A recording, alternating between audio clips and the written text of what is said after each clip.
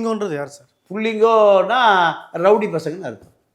எல்லாம் கட்ட பஞ்சாயத்து, வீட்டுக்கு கலங்காது, உதவாக்கரை, பள்ளிக்கூடத்துக்கு போகாது. இது யாருடைய குற்றம்? அரசு குற்றம்.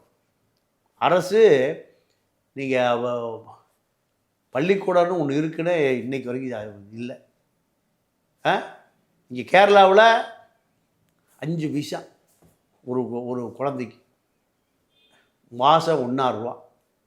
இதை பள்ளிக்கூடத்து வாத்தியார் பஸ்ஸு டிரான்ஸ்போர்ட்டில் கொடுத்தா அவன் சீல் அடித்து கொடுத்துருவான். எங்கே எவ்வளோ தூரம் வேணால் போய் படிச்சுக்கலாம். இங்கே அப்படி சிஸ்டமே இல்லை, இப்போ தான் வந்திருக்கு.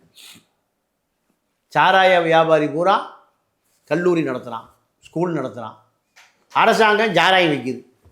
டாஸ்மார்க் அரசே நடத்துகிறது.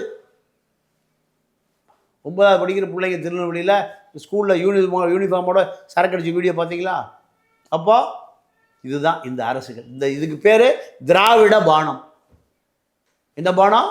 திராவிட. திமுக அதிமுகவை சேர்ந்த நாடாளுமன்ற உறுப்பினர் தான் சாராய ஃபேக்டரி நடத்துகிறான். ஜெகத்ரட்சகன் சாராய ஃபேக்டரி நடத்துகிறாரு. டிஎம் ஜெயமுருகன் சாராய ஃபேக்டரி நடத்துகிறாரு. சாராய ஃபேக்டரி என்பதே திமுக அதிமுகவை சேர்ந்த சசிகலா ஒரு சாராய ஃபேக்டரி, மிடாஸ் கோல்டு. அப்போது இந்த நாட்டினுடைய சட்டம் ஒழுங்கு என்பது இவர்கள் வைப்பது தான் சட்டம் ஒழுங்கு. அப்போது புள்ளிங்கோ தான் நீங்கள் இந்த சமூகத்தினுடைய புள்ளிகள். நீங்கள் ஒரு ஏடிஜிபி பூவை ஜெகன் ஒரு ஒரு பையனை கடத்திட்டு போகிறாங்க.